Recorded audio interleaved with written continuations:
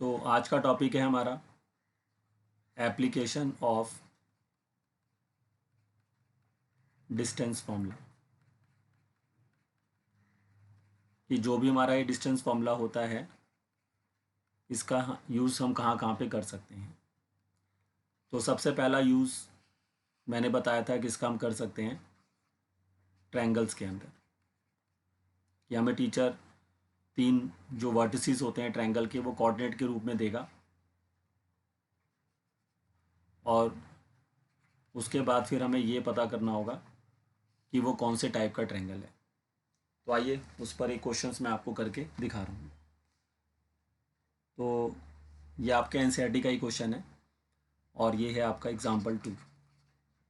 देखिए क्वेश्चन दिया हुआ है शो दैट, सॉरी एग्जाम्पल 2 नहीं, एग्जाम्पल 1। क्वेश्चन दिया हुआ है कि आपके पास एक ट्रायंगल है और उसके तीनों वर्टिसेस आपको दे रखे हैं। तो उसके पहले वर्टिसेस को हम ए मान लेते हैं जो कि आपको दे रखा है 3,2। जो उसका दूसरा वर्टिसेस है हम उसको बी मान लेते हैं जो कि हमें दे रखा है -2, -3। और जो उसका तीसरा वर्टिसेस है उसको हम 2,3 ले लेते हैं। तो हम ऐसे 3 वर्टिसेस दे रखे हैं 3,2 और -2, -3 और 2,3। तो हमसे पूछ रहा है कि ये कौन सा ट्रायंगल है। अगर ये तीनों वर्टिसेस मिलकर एक ट्रायंगल फॉर्म करते हैं अगर ऐसे, तो हमें बताना है कि ये जो ट्रायंगल फॉर्म होगा ये ट्रायंगल कौन से टाइप का ट्रायंगल होगा। तो उसके लिए हमें सभी साइड्स की लेंथ निकालनी होगी। मतलब पहले हमें ए बी का लेंथ निकालना होगा, फिर हमें बी सी का लेंथ निकालना होगा, फिर हमें ए सी का लेंथ निकालना होगा। उसके बाद ही फिर हम बता पाएंगे कि वो इक्विलेटरल है या आइसोसेलेस है या राइट एंगल है। तो आइए 1 बाय 1 हम सभी साइड्स का लेंथ निकालेंगे यूजिंग डिस्टेंस फार्मूला। तो सबसे पहले हम लेंथ निकालने जा रहे हैं ए बी का। तो डिस्टेंस फार्मूला सभी को याद ही होगा, लास्ट क्लास में लिखवाया था। डिस्टेंस फार्मूला होता है आपका अंडर रूट में x2 माइनस x1 का होल स्क्वायर और प्लस में फिर y2 माइनस y1 का होल स्क्वायर। तो यही फॉर्मूला हम लगाएंगे। तो मैंने लास्ट टाइम बताया था जैसे मैं ए बी लिख रहा हूँ तो जो लेटर मैं पहले लिखूंगा उसको मैं x1 y1 लूँगा और जो लेटर मैं बाद में लिखूंगा उसको मैं x2 y2 लूँगा। तो ए के पॉइंट्स को मैं x1 y1 ले रहा हूँ और बी के पॉइंट को मैं क्या लूँगा x2 y2। यानी कि ये हमारे लिए अभी किसका काम करेंगे x1 y1 का और ये x2 y2 का, और उसके हिसाब से फॉर्मूले में पुट कर दीजिए। तो आपका फॉर्मूला क्या लगेगा, देखिए x2 माइनस x1 यानी कि -2 -3 का होल स्क्वायर और उसके बाद -3 -2 का भी होल स्क्वायर यानी कि x2 माइनस x1 का स्क्वायर और y2 माइनस y1 का स्क्वायर। अब इसको सॉल्व करेंगे तो -2 -3 होता है -5, -5 का स्क्वायर हो जाएगा 25 और -3 -2 भी -5 ही होता है, उसका स्क्वायर भी हो जाएगा 25। 25 + 25 होता है 50 और 50 का अगर आप रूट फाइंड कर लें तो ये आपको मिल जाएगा कितना, 50 का जो रूट होता है वो, जैसे मैंने कहा था जितना आप उसको रूट से बाहर ला सकते हैं आप उसको उतना ही रूट से बाहर लेकर आइए, ठीक है। और अगर नहीं भी लाएंगे तब भी चलता है, बट जो रूल है वो यही कहता है कि जितना वो रूट से बाहर आ सकता है आप उसको लिख दीजिए। तो 50 को हम क्या लिख सकते हैं 2 × 25, तो 25 से 5√2 बन जाएगा ये। तो ये 5√2 यूनिट्स हम इसका डिस्टेंस निकाल लिया। तो ये ए बी का लेंथ बन जाएगा आपका। उसके बाद हम नेक्स्ट लेंथ निकालेंगे बी सी। तो इस बार हम क्या करेंगे, जो x1 y1 हम किसको बनाएंगे इस बार हम x1 y1 बनाएंगे बी सी यानी कि बी के पॉइंट को, और x2 y2 हम बनाएंगे सी के पॉइंट को और फिर डिस्टेंस फार्मूला दोबारा लगा देंगे। तो आप x2 माइनस x1 करेंगे तो ये हो जाएगा 2 और माइनस के बाद -2 पुट करेंगे, ध्यान से देखिए। तो 2 माइनस के बाद -2 पुट करेंगे तो +2 हो जाएगा, ठीक है। फॉर्मूले पर ध्यान दीजिए। और 3 -3 करेंगे तो वो भी +3 हो जाएगा। आप इसको सॉल्व कर दीजिए। तो 2 + 2 होता है 4, 4 का स्क्वायर करेंगे तो 16 आ जाएगा। 3 + 3 होता है 9, सॉरी 3 + 3 होता है 6, 6 का स्क्वायर करेंगे तो 36 आ जाएगा। 36 में 16 को जोड़ देंगे तो ये 52 बन जाएगा। बट 52 को हम रूट से बाहर जो है नहीं निकाल पाएंगे, तो इसलिए हम इसको यहीं पे छोड़ देते हैं, ठीक है। उसके बाद नेक्स्ट हमारे पास आता है ए सी।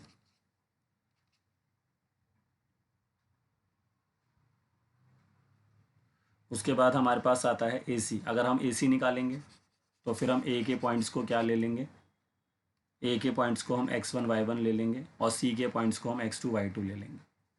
अब उसके बाद हम फिर से सेम फॉर्मूला लगा देंगे, तो इस बार अब लगेगा x2 माइनस x1 यानी कि 2 माइनस 3, ध्यान से देखिए। तो 2 माइनस 3 का होल स्क्वायर और y2 माइनस y1 करेंगे तो 3 माइनस 2 का होल स्क्वायर। तो 2 माइनस 3 होता है माइनस वन का स्क्वायर होगा 1 और 3 माइनस 2 भी 1 ही होता है, 1 का स्क्वायर भी 1, तो इट बिकम्स √2 और √2 भी रूट से बाहर नहीं आ सकता है। तो इस तरह से हमने तीनों लेंथ निकाल ली। अब आप देख सकते हैं तीनों लेंथ डिफरेंट आ रही हैं, ना ए बी बी सी के इक्वल आ रहा है, ना बी सी ए सी के, मतलब कोई भी लेंथ किसी के इक्वल नहीं है।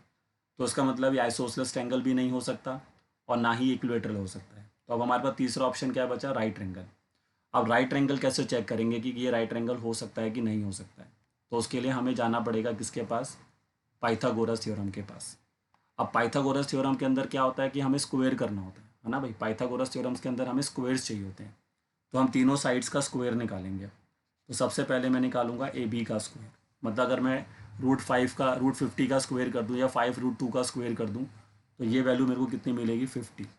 ऐसी अगर मैं बी सी का स्क्वायर निकालूंगा तो वो आएगी 52, और ऐसी अगर मैं ए सी का स्क्वायर निकालूंगा तो वो, क्योंकि जब हम किसी का स्क्वायर करते हैं तो वो वैल्यू रूट से बाहर आ जाती है। तो इस तरह से ये सारी वैल्यू जो है रूट से बाहर आ गई। तो ए बी स्क्वायर हमारे लिए 50 हो गया, बी सी स्क्वायर हमारे लिए 52 हो गया और ए सी स्क्वायर हमारे लिए 2 हो गया। अगर हम ये चेक करना चाहते हैं कि ये राइट एंगल होता है कि नहीं, तो आप किसी भी दो साइड्स के स्क्वायर को ऐड करिए। किसी भी दो साइड्स के स्क्वायर को ऐड करिए, ध्यान से देखिए। देखो ये आइसोसेलेस नहीं है क्योंकि कोई भी दो साइड बराबर नहीं है। ये इक्विलेटरल नहीं है क्योंकि तीनों साइड्स बराबर नहीं है। तो उसके बाद फिर क्या चेक करना है, राइट एंगल। राइट एंगल के लिए पाइथागोरस लगाना है। पाइथागोरस क्या होती है, हाइपोटेन्यूज का square equal to perpendicular square plus base square, मतलब वहाँ पे स्क्वायर चाहिए होता है।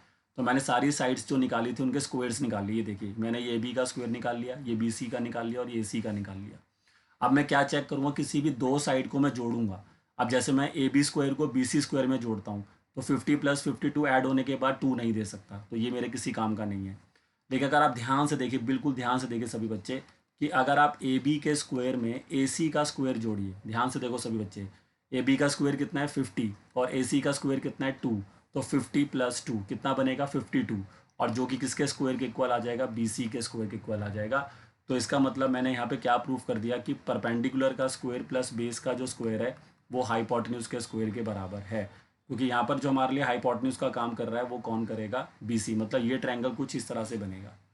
तो ये हमारे लिए यहाँ पर बी हो जाएगा, ये सी, और ये हमारे लिए ए हो जाएगा।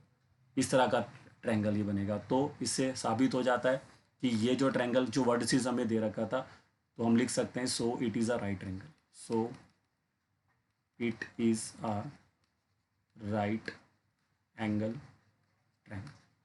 तो इस तरह से हमने पता कर लिया, क्योंकि आइसोसेलेस के लिए दो साइड्स बराबर चाहिए थी तो वो नहीं हमें मिली, इक्वेटर के लिए तीनों साइड्स बराबर चाहिए थी वो भी हमें नहीं मिली। तो लास्ट ऑप्शन बचा था राइट एंगल का। तो राइट एंगल चेक करने का तरीका यही होता है, तीनों साइड्स की जो आपने लेंथ निकाली थी उनका क्या करिए, पहले स्क्वायर्स करिए और किसी भी दो साइड्स के स्क्वायर को जोड़ के चेक करिए कि तीसरे साइड्स के बराबर आना चाहिए स्क्वायर के, जैसा कि यहाँ पर हो रहा है देखिए। तो उससे हम साबित कर पाएंगे कि ये जो ट्रायंगल है ये राइट एंगल है। चलिए बताइए सभी बच्चे, क्वेश्चन नंबर ये समझ में आया। पहला मैंने एप्लीकेशन बताई है आपको कि कैसे हम साबित कर सकते हैं कि ये हमारे लिए एक राइट एंगल है।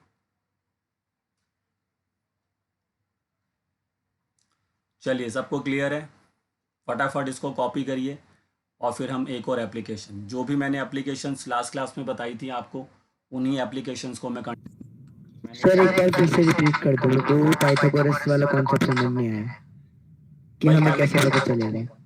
भाई आपके सामने तो कर रखा है, तीनों साइड्स का जो आपने लेंथ निकाली थी आप उनका स्क्वायर कर दो। तो आपके सामने तो स्क्वायर किया है मैंने, देखो ए बी का स्क्वायर हो गया 50, बी सी का स्क्वायर हो गया 52 और ए सी का स्क्वायर हो गया 2। फिर मैंने क्या बोला है कि अगर पाइथागोरस लगानी होती है तो ये चीज़ होना चाहिए ना, किसी भी दो साइड के स्क्वायर का सम, ये याद रखो ये डेफिनेशन, कि sum of any two sides squares, sum of any the squares of any two sides becomes equal to the squares of the third side. तो अगर ये ऐसा हो रहा है, आप देख सकते हैं यहाँ पर हो रहा है कि अगर मैं ए बी के स्क्वायर में ये ए सी का स्क्वायर जोड़ दूँ तो इसके 50 और ये 2 है, तो आप 50 में अगर 2 जोड़ रहे हैं तो 52 में मिल रहा है ना आपको, जो कि किसका स्क्वायर है, बी सी का स्क्वायर है। तो आपका पाइथागोरस लग रहा है ना यहाँ पे कि पी का स्क्वायर हो गया, पी आपका ए बी हो गया, बेस आपका ए सी हो गया, हाइपोटेन्यूज आपके लिए बी सी बन गया। तो जब भी आपको राइट एंगल चेक करना है तो आपको यही तरीका है, पहले तीनों साइड्स का लेंथ निकालो फिर उनका स्क्वायर करो और किसी दो के स्क्वायर को जोड़ के देखो तीसरे के स्क्वायर के बराबर आना चाहिए बस। यही मेथड है राइट एंगल को चेक करने। चलिए फटाफट सभी बच्चे इसको कॉपी करिए। और फिर मैंने नेक्स्ट एप्लीकेशन किस पे बताई थी आपको, कोऑर्डिनेटर्स पे। तो अब मैं सिखाऊंगा कि कैसे हम डिस्टेंस फार्मूले की हेल्प से कोऑर्डिनेटर्स के ऊपर भी काम कर सकते हैं। बट इसको फटाफट सभी बच्चे कॉपी करिए पहले।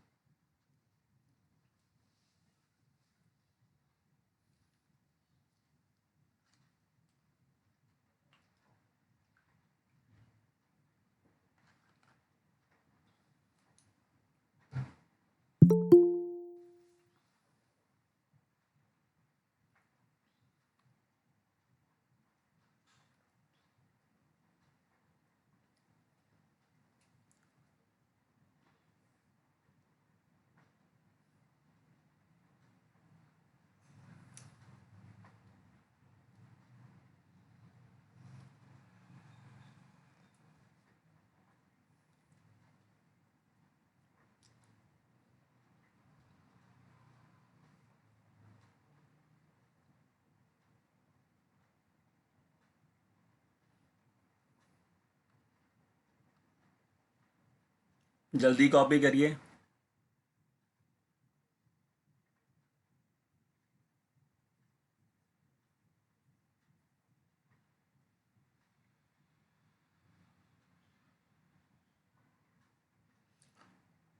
हाँ भाई, लिख लिया सभी ने इसको?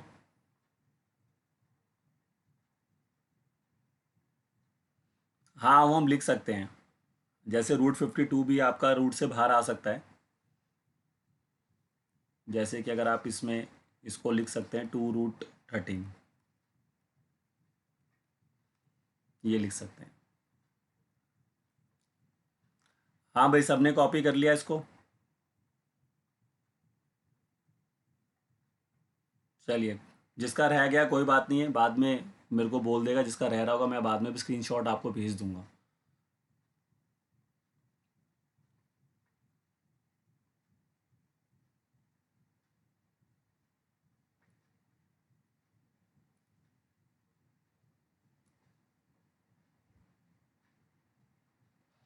चलिए, अब मैं आपको बताता हूँ कि कोऑर्डिनेटर के ऊपर कैसे काम करना होता है। तो अगर हम डिस्टेंस फॉर्मूले की हेल्प से कोऑर्डिनेटर्स के ऊपर काम करना चाहते हैं, तो हमारे पास उस केस में टीचर हमें 4 वर्टिसेस देगा। क्योंकि चार, जो जैसे मान लीजिए अब ये हमारे पास कोई भी कोऑर्डिनेटर मैंने इस तरह से बना लिया, ठीक है।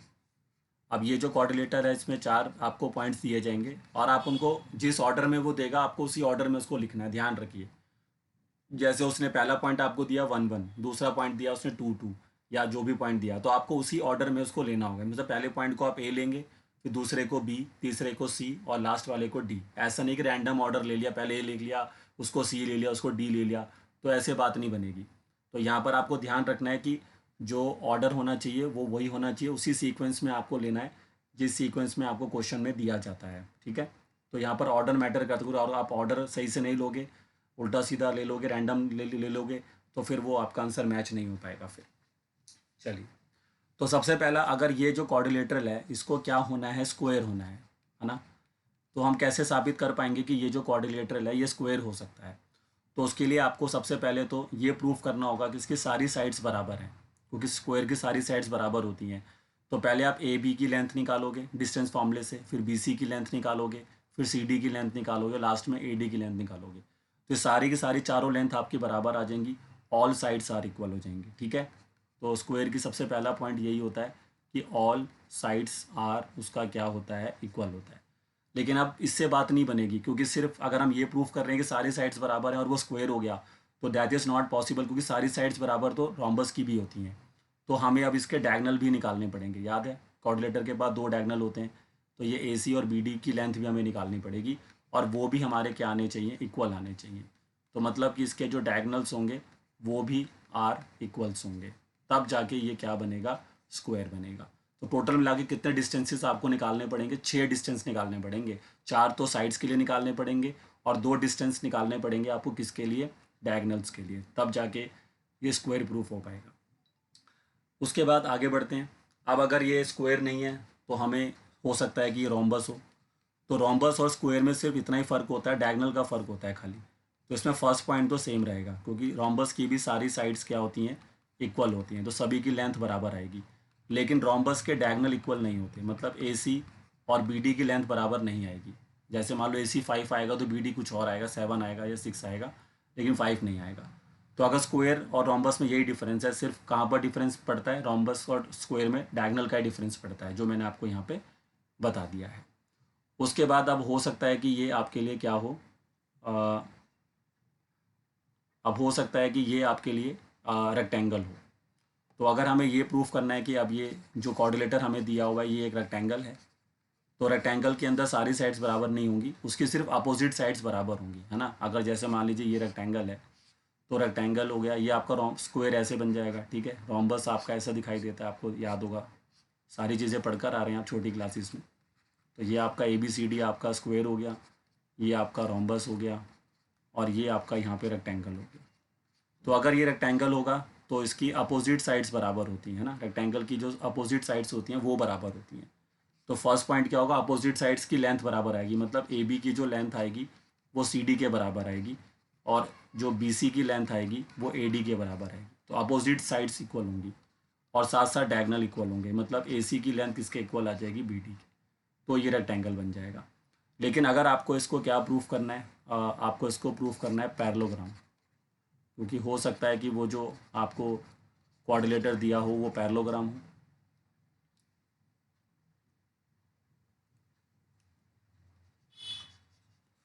हाँ, तो अगर हमें इसको पैरेललोग्राम बनाना है, तो पैरेललोग्राम के केस में फिर आपका जो पैरेललोग्राम होता है वो कुछ इस तरह से दिखाई देता है, इस तरह से। This is parallelogram. अब इसके पास भी ये 4 वर्टिसेस रहेंगे, और पैरेललोग्राम और रेक्टेंगल में भी वही फ़र्क होता है जैसे कि स्क्वायर और रोम्बस में होता है। तो पैरेललोग्राम के भी अपोजिट साइड्स इक्वल आएंगी, यानी कि ए बी सी डी के बराबर आ जाएगी आपकी अपने आप, और जो बी सी होगा वो ए डी के इक्वल आ जाएगा अपने आप। लेकिन इसके भी डायगोनल बराबर नहीं होते, क्योंकि देखो ना ये साफ दिख रहा है, ये लेंथ जो है कि ज़्यादा होगी, तो ए सी की लेंथ ज़्यादा हो जाएगी, बी डी की लेंथ कम होगी आपकी। तो इसी वजह से यहाँ पर दोनों डायगोनल जो हैं ये आपके इक्वल नहीं आएंगे। तो ए सी नॉट इक्वल टू आ जाएगा आपका बी डी। इस तरह से हम डिस्टेंस फार्मूला से यही प्रूफ कर पाते हैं। हम इससे ट्रिपीजियम भी आपके पास होता है कोऑर्डिनेटर, बट हम डिस्टेंस फार्मूला से प्रूफ नहीं कर पाएंगे। तो हम यहाँ पर किस पे काम करेंगे, या फिर वो स्क्वायर हो सकता है, या फिर वो रोम्बस हो सकता है, या वो रेक्टेंगल हो सकता है, या वो पैरेललोग्राम हो सकता है। तो टोटल मिला के आपको 6 डिस्टेंस निकालने हैं, जिसमें 4 तो साइड्स की रहेंगे, 2 डायगोनल रहेंगे, और इनमें से जोन सी सिचुएशन पर आप रहेंगे उसके हिसाब से फिर आपका आंसर जो है वो आपको मिल जाएगा, ठीक है। तो आइए इस पर पहले क्वेश्चंस कर लेते हैं, और फिर आप सारा एक साथ कॉपी कर लेना, ठीक है। तो आपको मैं इस पर एक अच्छा सा क्वेश्चन करके दिखाता हूँ, और पहले उसको समझे सभी बच्चे। आइए, तो इस पर जो मेरे पास क्वेश्चन है वो देखिए आप। अब क्वेश्चन है आपका कि आपको यहाँ पर क्वेश्चन मान लीजिए पेपर में आ गया कि शो दैट कि 1,7, मतलब पहला पॉइंट हमें दिया 1,7, दूसरा पॉइंट हमें दिया हुआ है 4,2, तीसरा पॉइंट हमें दे रखा है -1, -1, एंड लास्ट हमें दे रखा है -4,4। तो हमें कहता है कि आप इस बात को साबित करिए कि ये जो चारों चीज़ें हैं, ये जो चारों पॉइंट हैं, ये वर्टिसेस हैं किसके, स्क्वायर के। अब देखो इसमें तो ऑलरेडी हमें पहले से बोल दिया गया है कि ये वर्टिसेस हैं स्क्वायर के, आपको बस शो करना है। तो अगर मुझे साबित करना है कि वर्टिसेस हैं स्क्वायर के, तो ऑब्वियस ही बात है, जो स्क्वायर की बात बताई मैंने कि चारों साइड्स का लेंथ बराबर होना चाहिए और डायगोनल का भी लेंथ बराबर होना चाहिए, तो वो हमें प्रूफ करना है।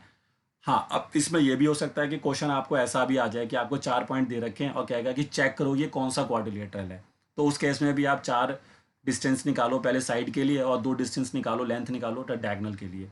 फिर आप चेक कर लो कि जो ऊपर मैंने 4 सिचुएशन बताई हैं, रोम्बस, स्क्वायर, पैरेललोग्राम, रेक्टेंगल, तो उनमें से किसके साथ मैच कर रहा है, ठीक है। तो ऐसे भी क्वेश्चन आ सकता है, चेक करने को भी आ सकता है और शो करने को भी आ सकता है। तो अब इस क्वेश्चन में तो हमें ऑलरेडी बताना है कि बस ये स्क्वायर है, तो हम पहले से इस तरह से एक स्क्वायर बना सकते हैं, ठीक है। और मैंने जैसा कि बताया था कि जिस ऑर्डर में आपको पॉइंट्स दे रखे हैं उसी ऑर्डर में आपको चलना होगा।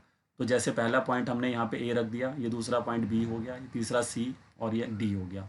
तो पहला पॉइंट हम क्या लेंगे 1,7, दूसरा पॉइंट हम क्या लेंगे 4,2, तीसरा पॉइंट हम क्या लेंगे -1, और लास्ट पॉइंट हम क्या लेंगे -4,4। तो लास्ट पॉइंट हम ले लेंगे माइनस एक मिनट,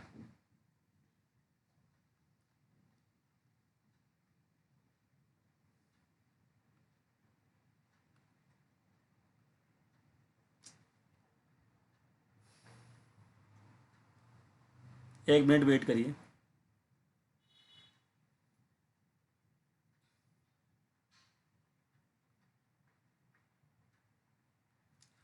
हाँ, तो जो डी वाला पॉइंट होगा वो हम ले लेंगे -4,4, ठीक है। अब हमें चार डिस्टेंसेस तो साइड के लिए निकालने पड़ेंगे, ठीक है,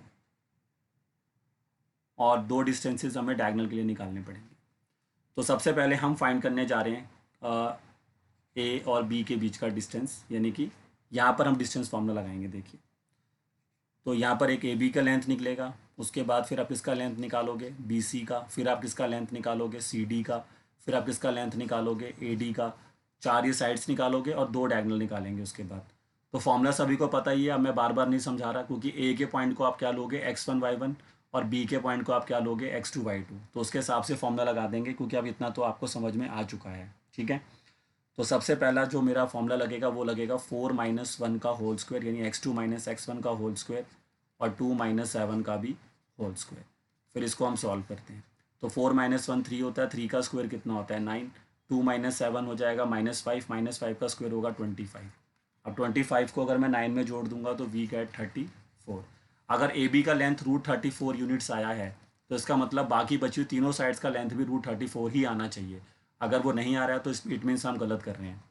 तो आइए देखते हैं कि बाकी साइड्स का लेंथ क्या आता है। तो बी सी के केस में अगर हम जाएंगे, ये हमारा -1, -1 है।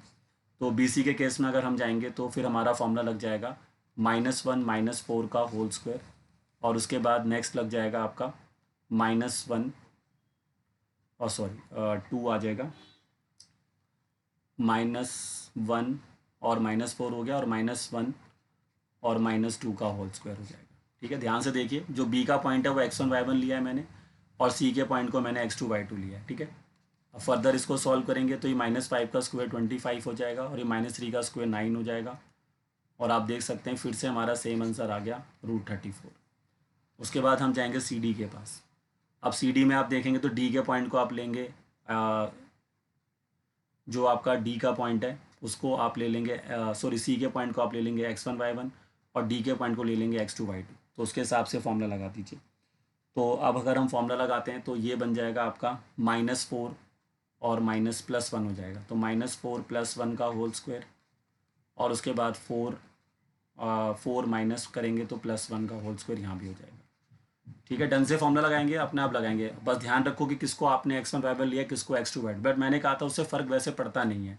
आप जिस मर्जी पॉइंट को x1 y1 ले सकते हैं, और जिस मर्जी पॉइंट को x2 y2 ले सकते हैं, उससे आपके आंसर पे फ़र्क नहीं पड़ता, क्योंकि यहाँ पे स्क्वायर लगा होता है। तो आप 5 का स्क्वायर करो तब भी 25 ही होगा, और -5 का करोगे तब भी 25 ही होगा। इट डज नॉट मैटर कि आपने किसको x1 y1 लिया और किसको x2 y2 लिया है। बट फिर भी मैंने आपको बता दिया था कि अगर आप इस सीक्वेंस में काम करते हो तो फिर आपके लिए कन्फ्यूज़न नहीं रहनी चाहिए, ठीक है। तो आप फिर से देखो, -4 + 1 3 हो रहा है, 3 का स्क्वायर 9 हो जाएगा, 4 + 1 5 25 होगा, 25 + 9 फिर √34 आ गया। तो अभी तक बिल्कुल बढ़िया हमारा आंसर चल रहे हैं। अब लास्ट हमारा बचा है ए डी। अब ए डी में अगर मैं जा रहा हूँ तो फिर मैं ए के पॉइंट को x1 y1 लूँगा, और डी के पॉइंट को मैं x2 y2 लूँगा। तो ये हो जाएगा -4 - 1 का होल स्क्वायर, और उसके बाद ये नेक्स्ट हो जाएगा आपका 7 - 4 का होल स्क्वायर। अब देखो यहाँ से भी सेम आंसर आ जाएगा, ये 5 हो रहा है तो -5 का होल स्क्वायर 25, और 7 - 4 3 हो जाएगा 9 फिर से आ गया, और यू गेट 234 यूनिट्स। तो अभी अब तक हमारा आधा काम खत्म हो गया कि हमने क्या प्रूफ कर दिया।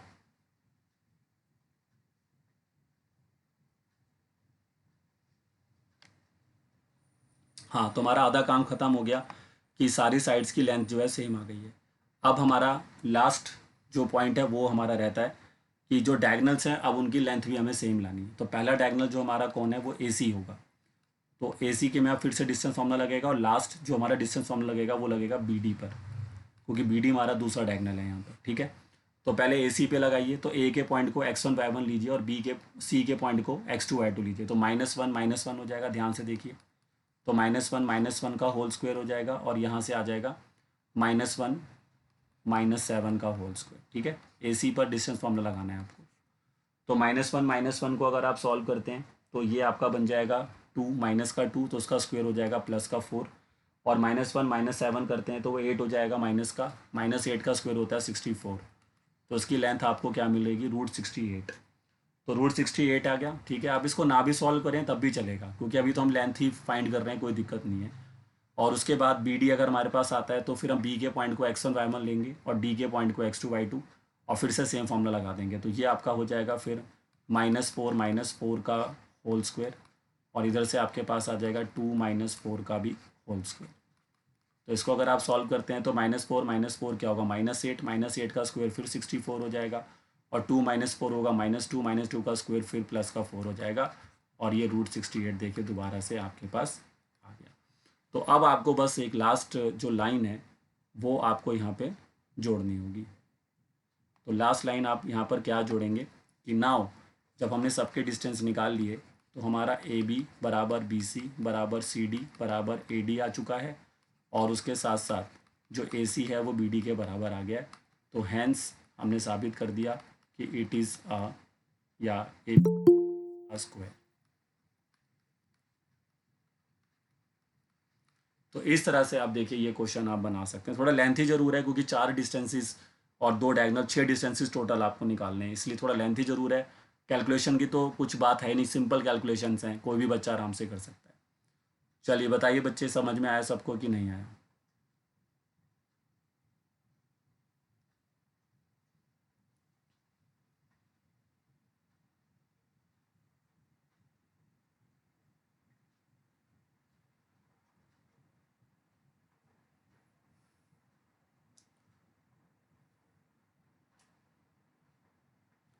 हाँ भाई बताइए सभी बच्चे, समझ में आया कि नहीं आया, जल्दी बताया करें।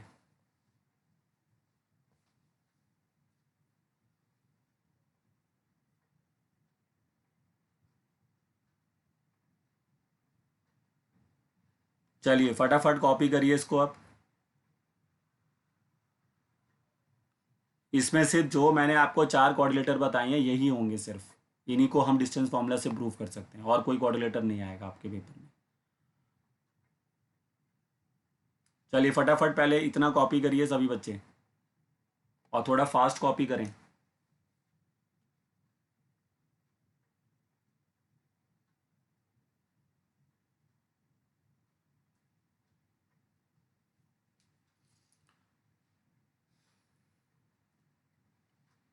जितना जल्दी हो सकता है उतना जल्दी कॉपी करिए।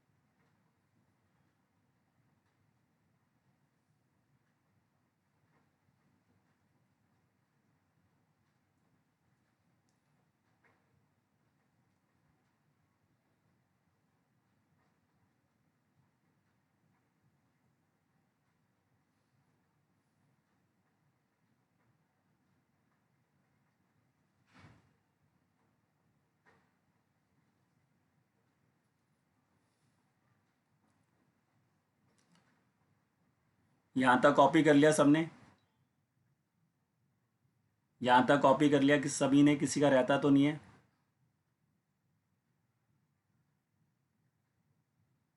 चलिए अब मैं नीचे स्क्रॉल डाउन कर रहा हूँ।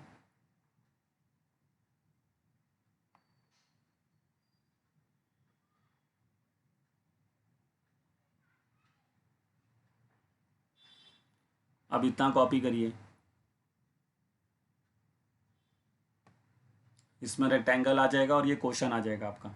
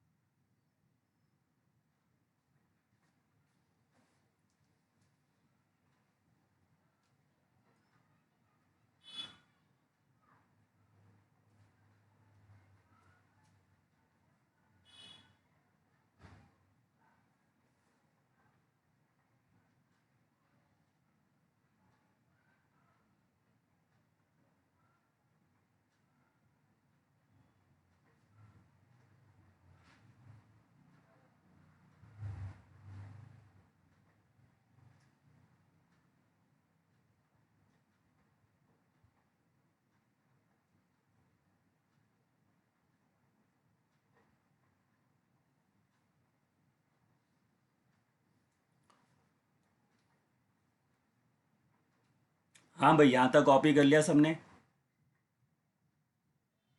यहाँ तक कॉपी कर लिया सभी बच्चों ने?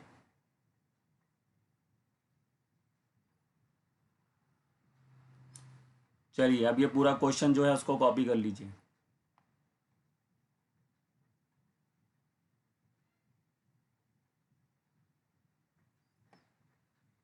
ये कॉपी करिए फटाफट।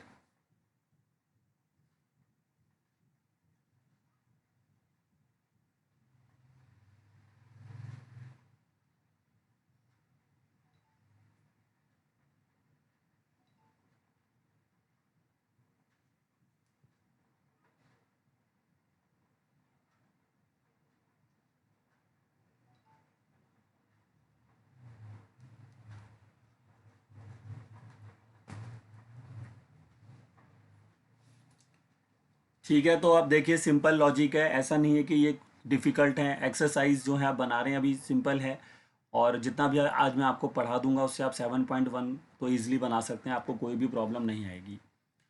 ठीक है, तो थोड़ा जल्दी करिए ताकि 2-3 क्वेश्चंस और हैं जो कराने हैं अभी।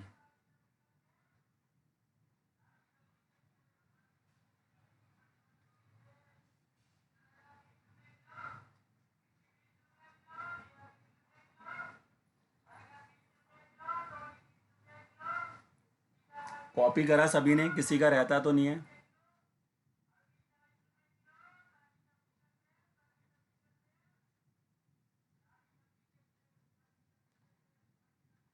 किसी बच्चे का रहता है तो बताइए।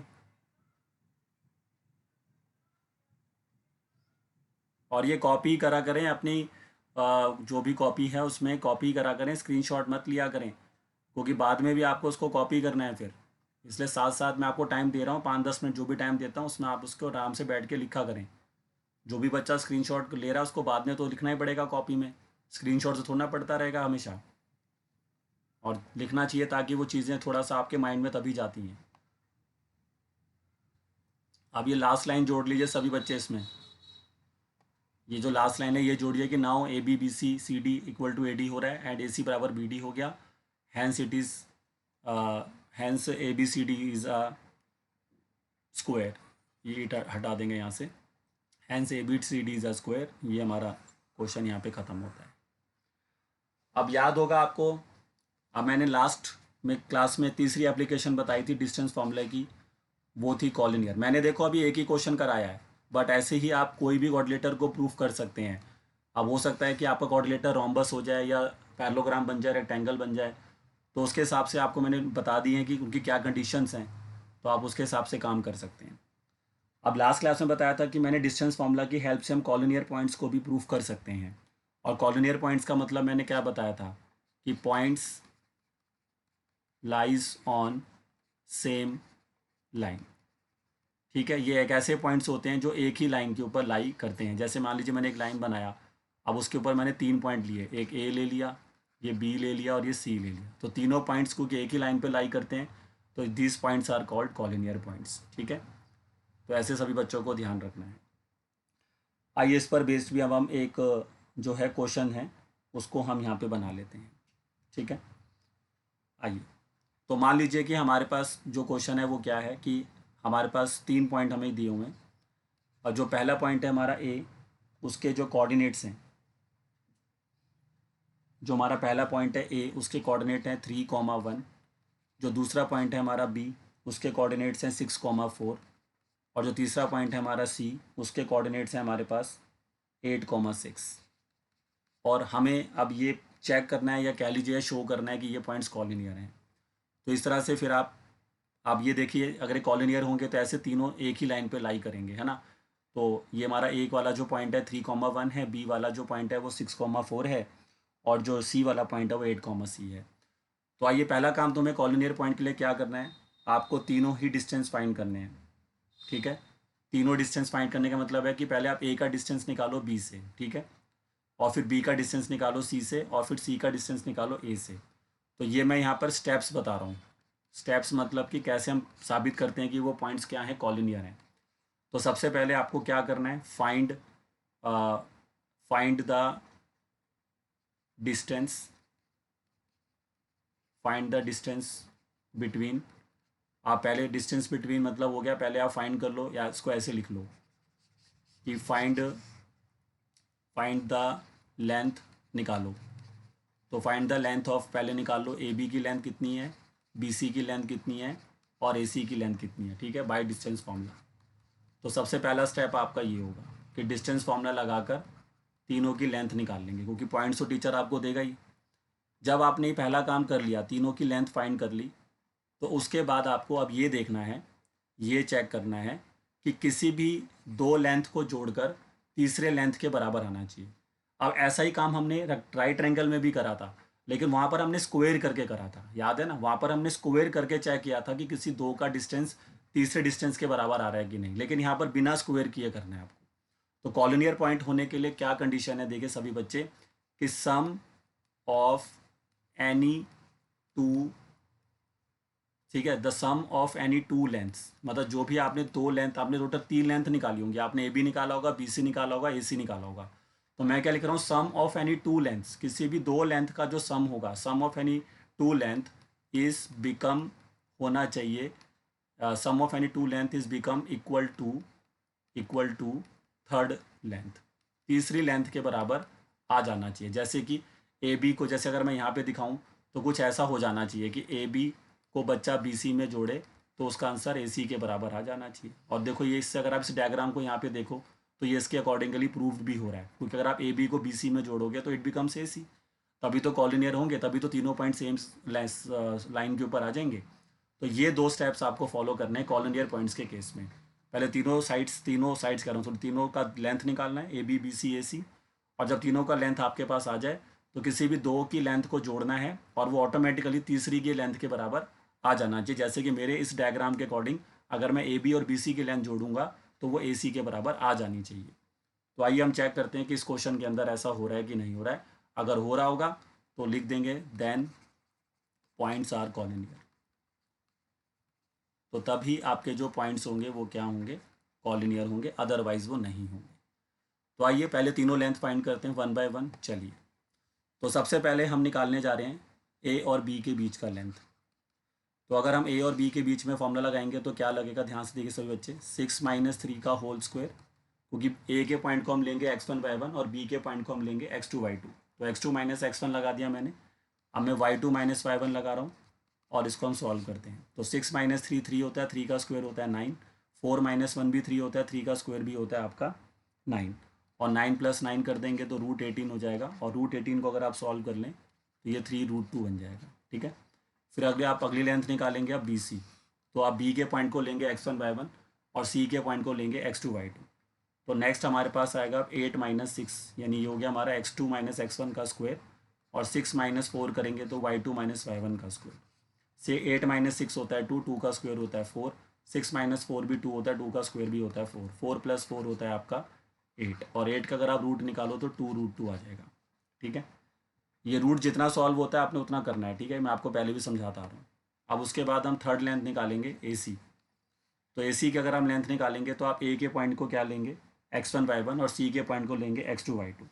तो पॉइंट्स अभी थोड़े से आपको नज़र नहीं आ रहे हैं, लेकिन आपको मैं दिखा देता हूँ। ये देखिए, ए का पॉइंट है 3,1 और सी का पॉइंट है 8,6, तो उसके अकॉर्डिंग मैं फॉर्मूला लगा रहा हूँ, आप देख सकते हैं। तो अगर मैं सी को x2 y2 ले रहा हूँ तो मेरा फॉर्मूला लगेगा 8 - 3 का होल स्क्वायर, x2 - x1 ये बनेगा, और y2 - y1 करेंगे तो 6 - 1 का होल स्क्वायर। अब इसको सॉल्व करते हैं। 8 - 3 कितना होता है 5, 5 का स्क्वायर होता है 25, 6 - 1 भी 5 ही होता है, 5 का स्क्वायर 25, 25 + 25 होता है 50, 50 का रूट अगर आप निकालोगे तो वो आपको मिलेगा 5√2। तो ये आपको मिलेगा 5√2। आप देखिए मैंने तीनों लेंथ निकाल ली, फर्स्ट मेरा पॉइंट क्लियर हो गया, फाइंड मैंने लिखा था all the lengths A B B C A C using distance formula. अब सेकंड पॉइंट देखो, पढ़ो क्या लिखा हुआ है कि sum of any two lengths, मतलब किसी भी दो लेंथ को जोड़िए, आप किसी भी दो लेंथ को जोड़ के देखिए। तो देखो अगर मैं ए बी को बी सी में जोड़ूँ, देखो क्या वो ए सी के बराबर आ रहा है, आप चेक करिए सभी बच्चे। ये देखिए ए बी को किस में जोड़ दो, बी सी में, और देखो क्या वो ए सी के बराबर आ रहा है। तो आप देख सकते हैं बिल्कुल आ रहा है, क्योंकि ए बी की लेंथ कितनी है बताओ 3√2, और बी सी की लेंथ कितनी है बताओ 2√2, और अगर आप 3√2 को 2√2 में ऐड करोगे तो 3 + 2 जुड़ जाएगा, तो कितना बन जाएगा 5√2। तो बिल्कुल ओके रिपोर्ट आ रही है कि दो लेंथ का डिस्टेंस तीसरी लेंथ के बराबर आ गया। तो हम लिख देंगे so a comma b comma c are collinear. और अगर ये लेंथ नहीं होता तो अगर आप किसी और को चेक करते, फिर अगर मैं इसके अलावा किसी और को चेक करूंगा तो सम नहीं आ रहा। जैसे सपोज करो कि आपका ए बी बी सी को जोड़कर ए सी के बराबर नहीं आ रहा, तो फिर आप बी सी को ए सी में जोड़ के देखो, फिर आप ए सी को ए बी में जोड़, मतलब हर तरीके से देखना पड़ेगा।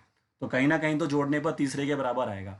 लेकिन तुमने सारा ट्राई कर लिया कि भाई तुमने ए बी को बी सी में जोड़ा, वो भी फिर ए सी के बराबर नहीं आता, मान लीजिए ए सी को बी सी में जोड़ा वो ए बी के बराबर नहीं आता, ये ए बी को ए सी में जोड़ा वो बी सी के बराबर नहीं आता, तब हम मना कर देंगे, फिर ये पॉइंट कॉलिनियर नहीं है। लेकिन मेरे क्वेश्चन में ऐसा नहीं हुआ, मैंने जैसे ही ए बी को बी सी में जोड़ा तो वो ए सी के बराबर आ गया। तो ये बिल्कुल आपको राइट एंगल जैसा ही दिखाई देता है। राइट एंगल में भी बच्चा यही काम करता है, वहाँ पे भी ऐड ही करता है दो डिस्टेंस को। लेकिन आप ध्यान दीजिए वहाँ पर मैंने जब ऐड किया था तो उनसे पहले मैंने उनको स्क्वायर किया था, क्योंकि वहाँ मैंने लगाई थी पाइथागोरस थ्योरम। तो पाइथागोरस में स्क्वायर करके ऐड करना होता है और यहाँ पे बिना स्क्वायर करे ऐड करना होता है। तो ये डिफरेंस होता है कॉलिनियर और राइट एंगल के अंदर, लेकिन ऑलमोस्ट सेम कॉन्सेप्ट है दोनों का। चलिए बताइए सभी बच्चे, कॉलिनियर पॉइंट क्लियर हो रहा है सभी को कि कैसे 3 पॉइंट को कॉलिनियर साबित करते हैं? कुछ नहीं करना है, पहले तीनों डिस्टेंस निकालने हैं और फिर किसी भी दो डिस्टेंस को जोड़ के चेक करना है कि वो तीसरे वाले डिस्टेंस के बराबर आ रहा है कि नहीं आ रहा है। और अगर आपका वो आ जाता है तो कह दीजिए कि पॉइंट कॉलिनियर है, और अगर मना नहीं आता है तो फिर मना कर दीजिए। चलिए तो फटाफट इसको कॉपी करिए सभी बच्चे, और उसके बाद फिर हम आगे बढ़ते हैं। लास्ट एप्लीकेशन बच रही है, वो करते हैं। तो पहले इतना कॉपी करिए सभी बच्चे यहाँ तक, जल्दी कॉपी करिए, 2 मिनट का टाइम दे रहा हूँ सभी को।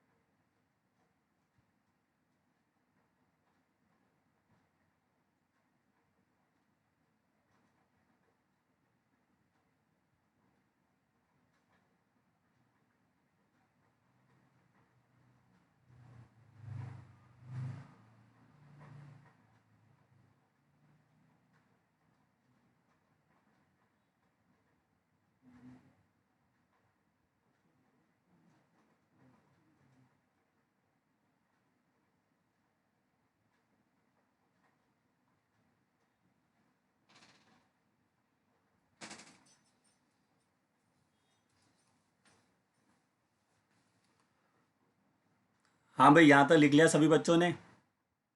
यहाँ तक कॉपी कर लिया सभी ने?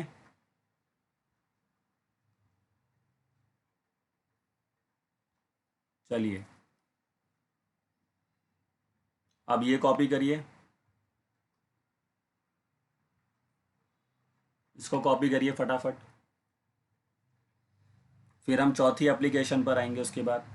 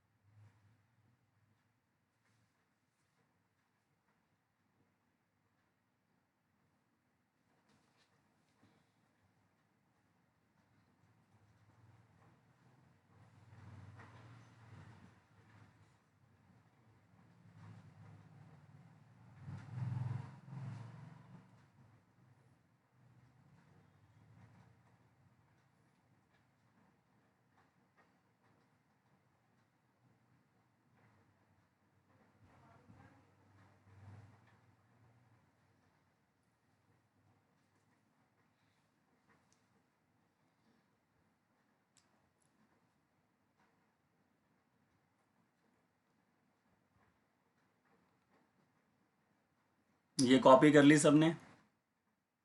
किसी का रहता है तो बता दिया करें, मैं दोबारा ओपन कर दिया करूँगा। सबने कॉपी कर लिया इसको, बताइए सभी बच्चों ने कॉपी कर लिया है? चलिए तो अब आती है हमारे पास आखिरी एप्लीकेशन, और उसमें जो क्वेश्चन होता है उसमें दिया जाता है इक्वी डिस्टेंट का कॉन्सेप्ट। तो उस क्वेश्चन में जब आप काम करेंगे तो आपको बात एक वर्ड उस क्वेश्चन के अंदर मिलेगा, that is called equi distant.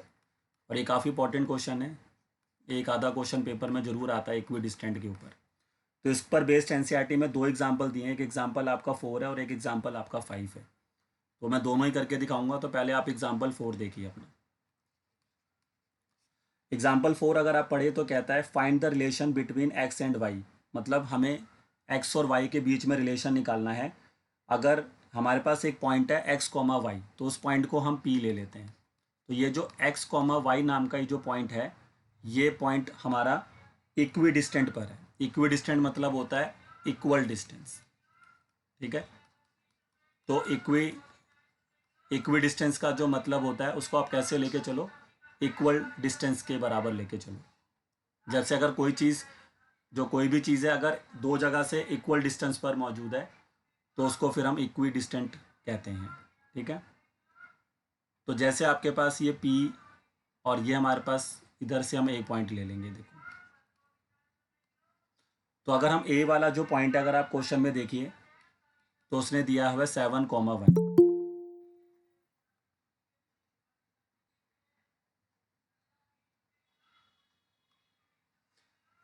तो उसने हमें ए का जो पॉइंट दिया है वो आपको क्या दिया हुआ है 7,1, और जो बी वाला पॉइंट है वो हम ले लेंगे 3,5। आप क्वेश्चन पढ़िए, अगर बुक सभी के पास होगी तो एग्जाम्पल 4 देखिए। एग्जाम्पल 4 में साफ साफ लिखा हुआ है कि एक ये पॉइंट है एक्स कॉमा वाई नाम का, जो कि इन दोनों पॉइंट से इक्वल डिस्टेंस पर है। मतलब कि जितना डिस्टेंस पी का ए से होगा उतना ही डिस्टेंस पी का कहाँ से होगा, बी से होगा। ये दोनों डिस्टेंस आपस में क्या रहेंगे, इक्वल रहेंगे। तो अगर ऐसा है तो आप एक्स और वाई के बीच में कोई रिलेशन आएगी, मतलब इनके बीच में कोई फॉर्मूला टाइप कुछ बन जाएगा, तो वो आप फाइंड कर दीजिए। तो इक्वी डिस्टेंट वाला क्वेश्चन का जो डायग्राम होगा वो आपको हमेशा ऐसे ही बनाना है। जो पॉइंट इक्वल डिस्टेंस पर होगा उसको ऊपर रखना है, और जिन दो पॉइंट से वो इक्वल डिस्टेंस पे रहेगा उसको ऐसे लिखना है, ए पॉइंट और बी पॉइंट। बाकी उसने अगर कोई नाम दिया हुआ है तो आप वो नाम लिखो। अभी यहाँ पर आप देखिए कोई नाम नहीं दिया हुआ है पॉइंट्स को उसने, तो मैंने अपने हिसाब से एक्स कोमा वाई को पी मान लिया, 7,1 को ए मान लिया और 3,5 को बी मान लिया। अब क्वेश्चन के अकॉर्डिंग क्या है, अकॉर्डिंग टू क्वेश्चन यही तो बोला गया है कि पी और ए के बीच में जो डिस्टेंस होगा वही डिस्टेंस पी और बी के बीच में भी होगा, है ना। तो पी ए की जो लेंथ होगी वो पी बी की लेंथ के बराबर होगी। अब इसमें क्या होता है कि हमें पता है कि जब हम इसमें फॉर्मूला लगाएंगे तो स्क्वायर रूट आता है। तो जब भी इक्वी डिस्टेंट वाला क्वेश्चन हो ना, तो आप क्या करना, पहले उसको स्क्वायरिंग बोथ साइड कर देना। तो उससे क्या फ़ायदा आपको मिलेगा मैं आपको बताता हूँ। अब ये पी ए स्क्वायर हो जाएगा और ये पी बी स्क्वायर हो जाएगा।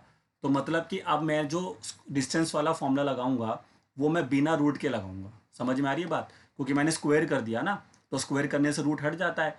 तो इससे हमें फ़ायदा मिल जाता है कि हमें रूट लगाने की ज़रूरत अब नहीं होती। बाकी आप पहले फॉर्मूला लगा दो, उसके बाद स्क्वायरिंग बोथ साइड कर देना। आप ऐसे भी कर सकते हो, ठीक है, दोनों तरीके से कर सकते हो। तो अब मैं पी और ए के बीच में डिस्टेंस फॉर्मूला लगा रहा हूँ, देखो बच्चे ध्यान से सभी। और अब यहाँ पर मैं, जैसे मैंने बताया था कि मैं किसी भी पॉइंट को x1 y1 या x2 y2 ले सकता हूँ, वो आप पे भी डिपेंड करता है, आप भी उसके हिसाब से उसको कर सकते हैं। तो मैंने अभी यहाँ पर, जैसे तो मैंने कहा था कि जो मैं अल्फ़ाबेट पहले लिखता हूँ मैं उसको हमेशा x1 y1 लेता हूँ, और ए वाले को मैं x1 x2 y2 लूँगा। लेकिन यहाँ पर मैं चेंज कर रहा हूँ, क्योंकि इट डज़ नॉट मैटर कि आपने किसको x1 y1 लिया किसको x2 y2। मैं चाहता हूँ कि x को मैं पहले लिखना हूँ, तो इसलिए मैं p वाले पॉइंट को x1 y1 लेके चल रहा हूँ। मतलब कि ध्यान से देखिए सभी बच्चे, इसको मैं x1 y1 लेके चल रहा हूँ और इसको मैं x2 y2 लेके चल रहा हूँ। आप किसी को भी लीजिए, कोई फ़र्क नहीं पड़ता, मैं बार बार ये बात बोल रहा हूँ। तो आइए आप फॉर्मूला देखो कैसे लगेगा, x2 माइनस x1 का होल स्क्वायर, ठीक है। तो x2 माइनस x1 का अगर आप होल स्क्वायर यहाँ पे लगा देते हैं तो ये आपका बन जाएगा 7 माइनस एक्स। ध्यान से देखिए आप, तो 7 माइनस एक्स का होल स्क्वायर, ठीक है। आप चाहते हैं कि x वाली टर्म आगे रहे, जैसा कि मैं बोला था, मैंने उसका अपोजिट लिख दिया है। मैंने यही बोला था कि मैं चाहता हूँ कि x वाला पॉइंट आगे रहे, तो फिर मैं क्या करूँगा, इसको मैं x1 y1 ले लूँगा, इसको मैं x1 y1 ले लेता हूँ। खैर इस बात से कोई फ़र्क नहीं पड़ता, लेकिन अगर हम चाहते हैं कि x वाली टर्म आगे रहे तो फिर हम p वाली टर्म को x2 y2 ले लेते हैं, ठीक है। देखिए अब, तो अब अगर आप x2 माइनस x1 करेंगे तो अब फॉर्मूला बनेगा, ध्यान से देखिए सभी बच्चे, x माइनस 7 का होल स्क्वायर, ठीक है। और फिर y2 माइनस y1 करेंगे तो y माइनस 1 का होल स्क्वायर, और रूट नहीं लगाना क्योंकि मैंने स्क्वायर लगा हुआ है, ठीक है। अब पी बी के पास जाएंगे तो अब ये वाला जो पॉइंट है x1 y1 से इसको हटा दीजिए और x1 y1 आप इसको मान लीजिए, ये x1 y1 ले लीजिए, ठीक है। अब फॉर्मूला फिर लगाइए, x2 माइनस x1 यानी कि x माइनस 3 का होल स्क्वायर और y2 माइनस y1 यानी कि y माइनस 5 का होल स्क्वायर। बस अब आपको इसको just you have to simplified it. अब देखिए सब में फॉर्मूला लगाना पड़ेगा क्योंकि अब ये डाटा नहीं है ना पूरा, जैसे x माइनस 7 को तो मैं सब्ट्रैक्ट कर ही नहीं सकता, तो you have to implement the formula. आपको 4 बार एक ही फॉर्मूला लगाना पड़ेगा, a माइनस बी का होल स्क्वायर। तो लगाइए यहाँ पर, तो ये बनेगा एक्स स्क्वायर, उसके बाद 7 का स्क्वायर हो जाएगा 49, फिर माइनस का 14x। समझ में आ रहा है सबको, ए स्क्वायर बी स्क्वायर माइनस का 2ab। अब सेम फॉर्मूला y माइनस 1 का होल स्क्वायर पे लगाइए, तो वाई स्क्वायर प्लस 1 माइनस का 2y, ठीक है। अब यहाँ पे भी लगाना पड़ेगा x माइनस 3 का होल स्क्वायर पे, तो ये लगेगा एक्स स्क्वायर प्लस का 9 माइनस का 6x। और सेम यहाँ पे तो ये बनेगा वाई स्क्वायर प्लस का 25 माइनस का 10y। तो इस तरह से मैंने, आप देख सकते हैं 4 जगह पर a माइनस बी का होल स्क्वायर लगा दिया है। अब ध्यान से देखिए सामने कौन कौन कैंसिल हो रहे हैं। एक्स स्क्वायर से आपका एक्स स्क्वायर कैंसिल हो गया, वाई स्क्वायर से आपका वाई स्क्वायर कैंसिल हो गया, ठीक है। अब जो टर्म्स बच रही हैं उनको आप सॉल्व करेंगे, ठीक है। तो आइए इसको अगर हम सॉल्व करते हैं तो देखिए क्या आंसर आएगा आपका यहाँ पे। ये तो हमारा 49 यहाँ पर है और यहाँ पर आप देख सकते हैं हमारे पास 1 है, तो ये 49 आपका 1 में जुड़ जाएगा, ये आपका 50 हो जाएगा, ठीक है। तो 49 को हमने 1 में जोड़ दिया, ये 50 हो जाएगा। इधर ये बच रहा है माइनस का 14x, ठीक है। और यहाँ से और क्या बच रहा है, माइनस का 2y। इधर से आप देखें इक्वल टू के इस तरफ, इधर एक 9 होता है, इधर एक 25 है, तो 25 के अंदर आप 9 जो है वो आप ऐड कर सकते हैं, ठीक है। तो 25 में अगर हम यहाँ पे 9 को ऐड कर लेते हैं तो ये कितना बन जाएगा बताइए, कितना आ जाएगा, ये 34 आ जाएगा। और उसके बाद इधर से क्या बच रहा है, माइनस का 6x और माइनस का 10। अब क्या करिए, जो x और y वाली टर्म्स हैं उनको एक तरफ शिफ्ट कर लीजिए। तो ये माइनस का 14x है, तो ये माइनस का प्लस का 6x हो जाएगा। ये माइनस का 2y है तो प्लस का 10y हो जाएगा। और 34 यहाँ रखिए, माइनस का 50 करिए। अब इसको बस आपको सॉल्व करना है ताकि x और y के बीच में एक रिलेशन आ जाए बस। अब आगे सॉल्व करते हैं, माइनस 14x में से 6 चला जाएगा तो ये माइनस का 8x बचेगा। 10 में से 2 जाएगा तो माइनस का 8y बचेगा। 34 में से माइनस 15 हटाएंगे तो माइनस का 16 बचेगा। अब यहाँ से माइनस 8 कॉमन ले सकते हैं, तो ये आपके लिए क्या बन जाएगा, x प्लस वाई और इक्वल टू में माइनस का 16। तो आमने सामने माइनस से माइनस कैंसिल हो जाएगा और साथ साथ ये जो 8 होगा 16 को डिवाइड करेगा, तो 16 को 8 से डिवाइड करेंगे 2 आ जाएगा। तो x plus Y equal to क्या आ गया, देखिए 2 आ गया। तो ये देखिए x और y के बीच में क्या आ गई, ये एक रिलेशन आ गया आपके पास। तो इस तरह से हमारे पास x और y के बीच में जो है एक आपको रिलेशन यहाँ पे मिल जाएगी, ठीक है। तो ये चीज़ों का आपको ध्यान रखना है कि ये क्वेश्चन थोड़ा सा अलग है बाकियों से, क्योंकि इसमें कैलकुलेशन वाइज बच्चा गलती कर देता है। तो क्वेश्चन एक बार दोबारा एक्सप्लेन कर देता हूँ। क्वेश्चन क्या था कि आपके पास एक कोई पॉइंट है x, y नाम से, और उसमें बोला गया कि ये पॉइंट a और b मतलब 7, 1 और 3, 5 से इक्वल डिस्टेंस पर मौजूद है, ठीक है। तो उसकी वजह से फिर मैंने p को a के साथ जो डिस्टेंस होगा और जो p का b के साथ डिस्टेंस होगा उनको मैंने इक्वल कर दिया, तो मतलब pa को pb के बराबर कर दिया। और फिर मैंने स्क्वायर भी कर दिया ताकि मैं को रूट ना लगाना पड़े। तो ये आप इक्वी डिस्टेंट वाले क्वेश्चन में कर सकते हैं और ऐसे किसी भी क्वेश्चन में कर सकते हैं जहाँ पर आप दो डिस्टेंस को ऐसे इक्वेट कर रहे हो बस। सर नीचे +8 आएगा। +8 क्यों आएगा भाई,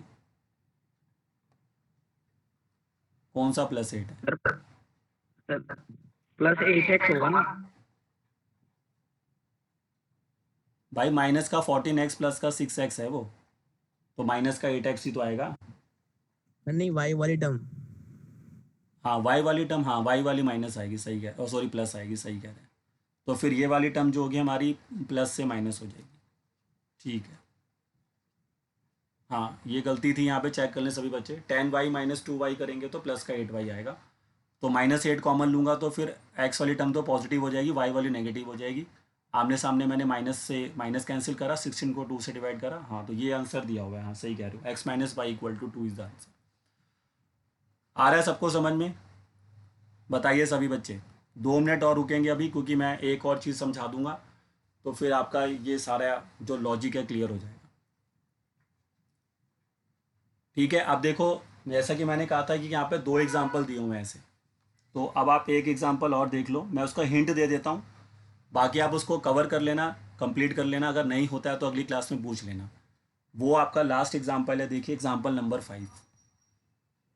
तो इसको भी फटाफट देख लो एक बारी, इसका मैं हिंट दे रहा हूँ खाली, और कंप्लीट आप खुद कर लेना फिर। अब एग्जाम्पल नंबर 5 को सभी बच्चा ध्यान से पढ़िए। कहता है कि find the point on Y axis, मतलब वाई एक्सिस के ऊपर कोई पॉइंट पता करें। तो मैंने आपको लास्ट टाइम बताया था कि वाई एक्सिस पर जो पॉइंट होता है वो होता है 0, वाई, क्योंकि वाई एक्सिस पर एक्स का पॉइंट 0 होता है। तो इस केस में जो हमारा पॉइंट होगा पी वाला, वो हम ले लेंगे 0, वाई। और ये जो पी वाला पॉइंट है, आप क्वेश्चन पढ़िए, साफ साफ लिखा है कि इक्वल डिस्टेंस पर है, इक्वी डिस्टेंस पर है। फिर से 2 पॉइंट दिए हुए, देखो पहला पॉइंट उसने ए दिया हुआ है जिसको नाम दिया उसने ए, और वो पॉइंट उसने दिया है 6, 5। और दूसरा पॉइंट उसने बी लिया है जिसको उसने नाम दिया हुआ है -4, 3। तो ये भी इक्वी डिस्टेंस वाला क्वेश्चन है, तो ऐसी डायग्राम बनाना है। लेकिन बस इसमें ध्यान दीजिए, लास्ट टाइम हमें पॉइंट दिया था x, y, लेकिन इस बार हमें खुद बोला गया कि ये जो पॉइंट है ये y एक्सिस पर है, जो कि a और b से इक्वल डिस्टेंस पर है। तो y एक्सिस पर अगर कोई पॉइंट लेना है तो 0, y लेंगे, और x एक्सिस पे कोई पॉइंट लेना है तो x, 0 लेंगे। तो बस अब आपको सिंपल लॉजिक यही लगाना है फिर से कि पी ए बराबर पी बी होगा, और पी ए का स्क्वायर जो होगा वो पी बी के स्क्वायर के बराबर होगा, बस। और उसके बाद जैसे मैंने किया था वैसे ही करना, और यहाँ से क्या फाइंड कर लेना फिर वाई, जो भी आपकी वाई की वैल्यू आएंगी उससे फिर आप पी की जगह पर उसको रख देना, तो वो आपके पॉइंट्स आ जाएंगे। आप देखना एक पूरा सोल्यूशन है एग्जाम्पल 5। नहीं समझ में आता फिर भी किसी बच्चे का नहीं निकलता है तो वो नेक्स्ट क्लास में मेरे से पूछ सकता है। तो जितना मैंने अभी तक आपको करा दिया है यहाँ पर, इससे अब आप आराम से 7.1 एक्सरसाइज बना सकते हैं।